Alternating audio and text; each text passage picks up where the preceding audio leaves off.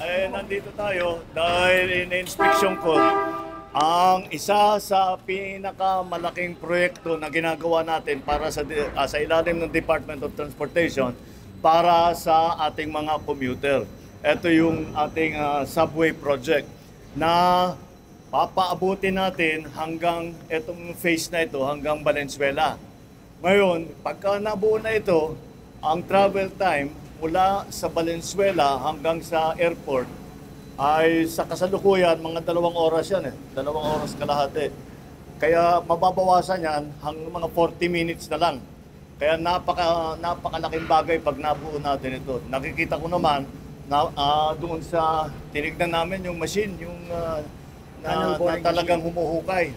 At maayos naman ang patakbo, lalong-lalo na ng ating mga Japanese engineer.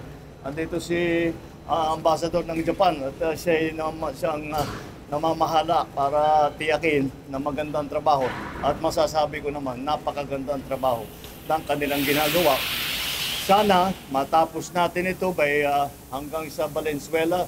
Baka matapos natin ito 28. Baka pwede nang in-inaugurate 2028. Basta tingnan natin.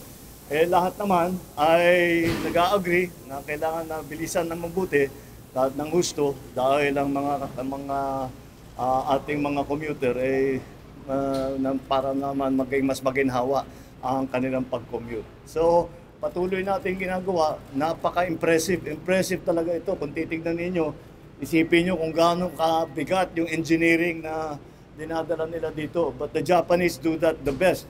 I think in the whole world, it is recognized that the Japanese are one of the top when it comes to heavy engineering and construction projects such as this. Kaya I think we have picked the right partner, and I'm very happy to see the progress that's being made. And I thank, at saka nakakatuwa dahil yung mga Japanese lamang na nandito ay yung talagang espesyalista. Ngunit, hindi lang sila nandito, tinuturuan din ang ating mga engineer. At kung makita niyo dun sa loob, isa lang, 2 lang ang supervisor na Hapon. Karamihan ng mga tatrabaho, puro Pilipino na.